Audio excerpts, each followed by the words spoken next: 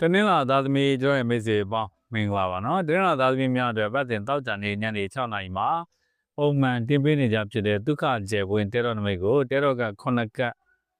်ချပြီးတော့ကံကြမ္မာဖတ်ကြပြီးမှဖြစ်ပါတယ်နော်အဲ့တော့တနင်္လာသားသမီးတွေတော့ကျွန်တော်တဲတော်က9ကတ်ချတော့တာပါနော်တနင်္လာသားသမီးတွေတော့ပထမဆုံ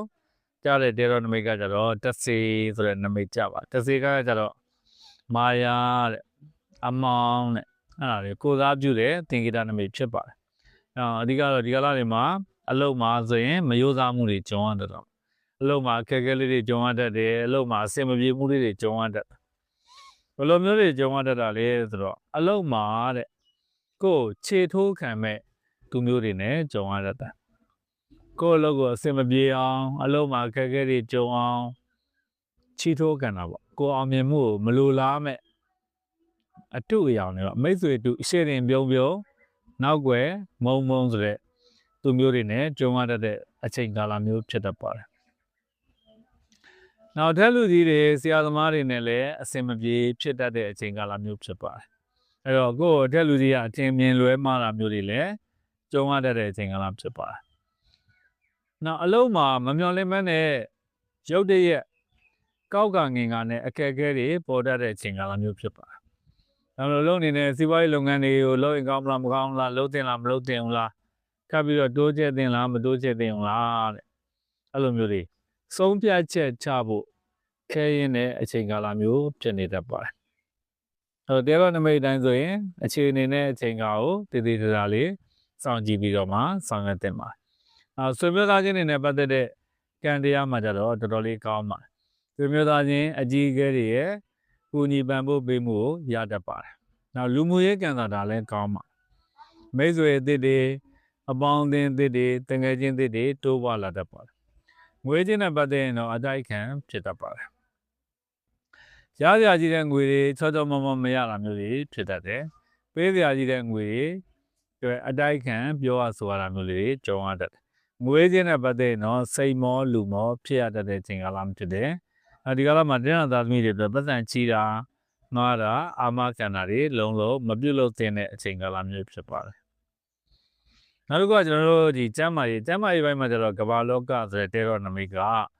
ဒါတင်းနာသားသမီးတွေကိုကျမ်းမာရေးခံတာကောင်းသေးတယ်ပေါ့နော်။ကျမ်းမာရေးနဲ့ပတ်သက်ရင်တော့စိုးစိုးရွားအញ្ញံအကြိုက်တွေမရှိဘူး။တော်တော်လေးကောင်းပါတယ်။ကျမ်းမာရေးအញ្ញံအကြိုက်တော်တော်ကောင်းပါတယ်။နောက်ပညာရေးနဲ့ပတ်သက်တဲ့ကဏ္ဍတွေခံတာကောင်းတယ်။ဆက်မိသားစုကလည်းကူညီထောက်ပံ့ပေးနိုင်မယ်။ဟိုရှေ့ကကြိုးစားထုတ်တဲ့ကိစ္စတွေကလည်းအောင်မြင်မဲ့ကံတာမျိုးရှိတယ်တော်တော်လေးကောင်းတယ်။တနင်္လာသားသမီးတွေအတွက်အကောင်းဆုံးကံကြမ္မာနမိတ်ကဘာဖြစ်မလဲဆိုရင်အခြေရဲ့အိမ်တော်ရင်းနဲ့ပတ်သက်တဲ့ကံတာမှာဆိုရင်တော့တော်တော်လေးကောင်းပါ။သူကရွှေကလန်နှလုံးကိုညွှန်ပြတဲ့သင်္ကေတနမိတ်ဖြစ်တယ်။တရားနဲ့တော့အပေးယူတွေမျှတာတယ်။အဆအရရာတွေအစဉ်ပြေတယ်။အခြေရဲ့အတွက်စိတ်ချမ်းသာမယ်။အိမ်တော်ရင်းနဲ့ပတ်သက်ပြီးတော့စိတ်ချမ်းသာချစ်သူမရသေးတဲ့လူတွေချစ်သူရတတ်တယ်အိမ်တော်ရေးအဆင်မပြေတဲ့လူတွေအိမ်တော်ရေးတွေပြန်ပြီးတော့အဆင်ပြေသွားတတ်တယ်အဲ့တော့အခြေအိမ်တော်ရေးနဲ့ပတ်သက်ရင်လည်းကံတာတော်တော်လေးကောင်းပါတယ်ဒါတင်းနာသားသမီးတွေအတွက်အဓိကဒီစိတ်မှာသတိထားစရာကိစ္စနှစ်ခုရှိတာပေါ့နော်နံပါတ်1ကအလုတ်ကထွက်တာပြောင်းတာရွှေ့တာတွေမလုပ်နဲ့ရောလုပ်ငန်းတိုးချဲ့တဲ့အပိုင်းတွေမှာမသွားနိုင်အောင်ပေါ့နော်နံပါတ်2ကငွေကြေးကိုအကြောင်းပြုပြီးတော့အတိုက်ခံတွေပြောဆိုရတတ်တဲ့အတွက်ပတ်စံချီတာငါတော့အာမခံတာတွေသတိထားသင့်ပါတယ်အဲ့ဒီနှစ်ခုနဲ့ဂရုစိုက်ပါနော်တနင်္ဂနွေသားသမီးတွေအတွက်အကျိုးပေးတဲ့တနင်္လာသားသမီးတွေအတွက်အကျိုးပေးတဲ့ကံကောင်းစေတဲ့အယောင်နဲ့အနက်ရောင်ကောင်းပါအဲ့တော့အနက်ရောင်ဝတ်ပါအနက်ရောင်ဆောင်းပါနောက်ခုနှစ်ကနန်းကောင်းတယ်ခွန်စုံတော့ခုနှစ်ကနန်းနှလုံးပူးနေတဲ့နံပါတ်ကတော့တနင်္လာသားသမီးတွေအတွက် lucky number ဖြစ်ပါတယ်မြတ်စွာဘုရားရှင်ကိုရောမြတ်ကြီးကိုထမ်းလျက်ခဲကိုကဲပေါ့နော်ကတ်လူပူဇော်ပြီးတော့ဆုတောင်းမှာအញ្ញံကြိုက်တွေပြေပြောက်ပြီးတော့အကောင်းကျိုးလိုရာဆန္ဒရရှိစေမှာဖြစ်ပါတယ်ကျွန်တော်ရဲ့မိတ်ဆွေတွေကိုကျွန်တော်အနေနဲ့ကောင်းမြတ်တဲ့သတင်းစကားလေးတွေပြောချင်တာပေါ့နော်နံပါတ်1ကတော့ကျွန်တော်တို့ယူတော်မင်္ဂလာကြောင်းအကြောင်းမျိုးနဲ့မလာနိုင်တဲ့သူတွေပေါ့ရဝေးရသူတွေရှိတယ်နိုင်ငံခြားသူတွေရှိတယ်မလာနိုင်ဘူးဒါပေမဲ့ကို့မှာလည်းအခက်အခဲတွေရှိနေတယ်ဗီဒီယိုလည်းမေးကျင်နေတယ်တိုင်းမင်းကျင်တယ်အိမ်အောင်တွေ့ကျင်တယ်ကားအောင်တွေ့ကျင်တယ်ယာတုတိုးကျင်တယ်လာသာကိစ္စနိုင်ငံခြားသွားရင်ကောင်းမကောင်းနော်လက်ရှိလောက်ကိုင်းတဲ့စီးပွားရေးလုပ်ငန်းတွေကဆက်လုပ်အောင်မလားမလုပ်အောင်လား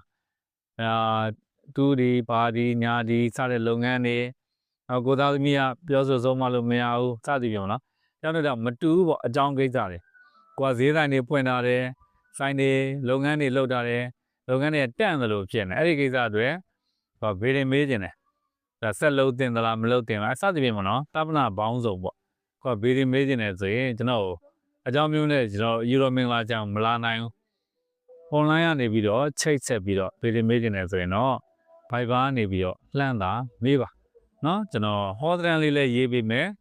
အဓိကအရေးကြီးတဲ့မေးခွန်းတွေကိုလည်းကျွန်တော်စိတ်ကြည်လက်ရှိနဲ့ဖြည့်ပေးမှဖြစ်ပါတယ်ဒါလိုအပ်လို့ချင်းရေရာတွေလည်းဘာရေရာလောက်ပါဘာရေရာစီရင်ပြီးတော့ပေးပို့ပေးပါမယ်နော်အိမ်ရောက်ကိုပေးပို့ပေးပါမယ်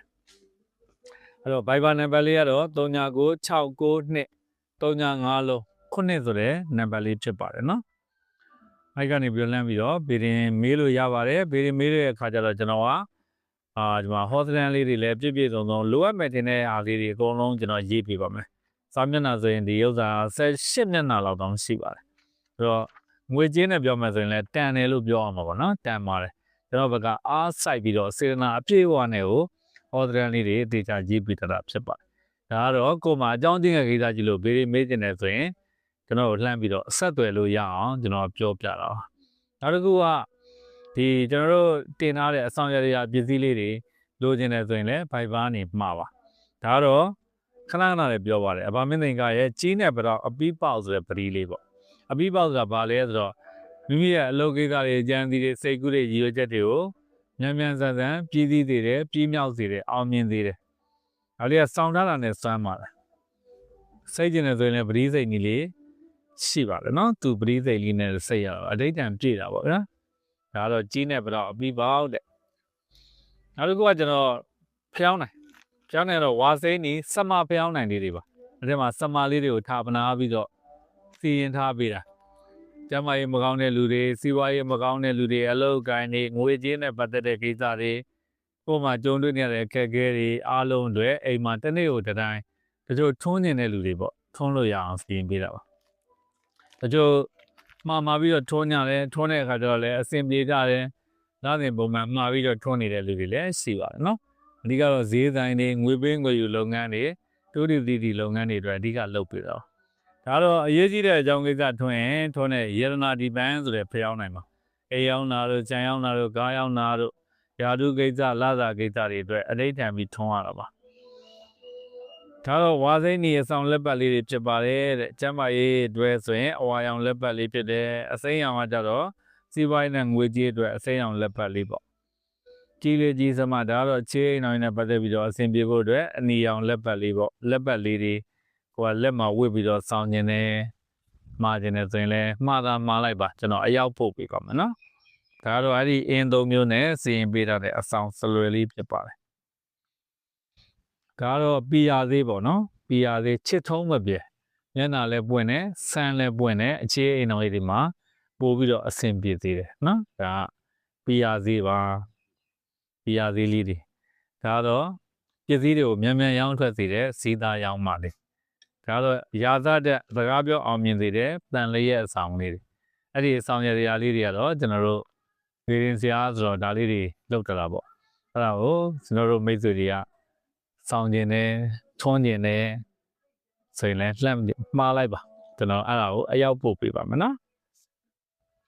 အဲ့တော့ကျွန်တော်ရဲ့မိတ်ဆွေများယူရိုမင်္ဂလာချန်ကတော့ဘာလဲဗုဒ္ဓဦးနေ့ကလွယ်ပြီးတော့ကျန်တဲ့ရက်တွေမှာပေးရမရှိဖွင့်ပါတယ်နော်နေ့စဉ်နဲ့များပြုလုပ်ပေးတဲ့ရေရာကြီးတွေကိုလည်းပဲခရီးရသားသမီးတွေလာပြီးတော့ပြုလုပ်နိုင်ပါတယ်အကြောင်းမျိုးနဲ့မလာနိုင်တဲ့သူတွေကလည်းViberနေပြီးတော့စိတ်ချလက်ချလှမ်းပြီးတော့အကူအညီတောင်းပါပေတွေမေးပါတဲတော်တွေချိုးခိုင်းပါရေရာတွေလည်းလှမ်းပြီးတော့အကူအညီတောင်းနိုင်ပါတယ်နော်အားလုံးကိုကျွန်တော်ကြနာနာစိတ်ရှည်လက်ရှည်စေတနာပါပါနဲ့တည်တည်ကြကြလေးပြန်လည်ပြီးတော့ကူညီဆောင်ရွက်ပေးသွားမှာဖြစ်ပါတယ်တကယ်သားသမီးတို့ရဲ့မိတ်ဆွေပေါင်းကိုကျမ်းမာစိတ်ချမ်းသာလူရဆန္ဒပြပါစေလို့ဆုတောင်းမေတ္တာပို့သလိုက်ပါတယ်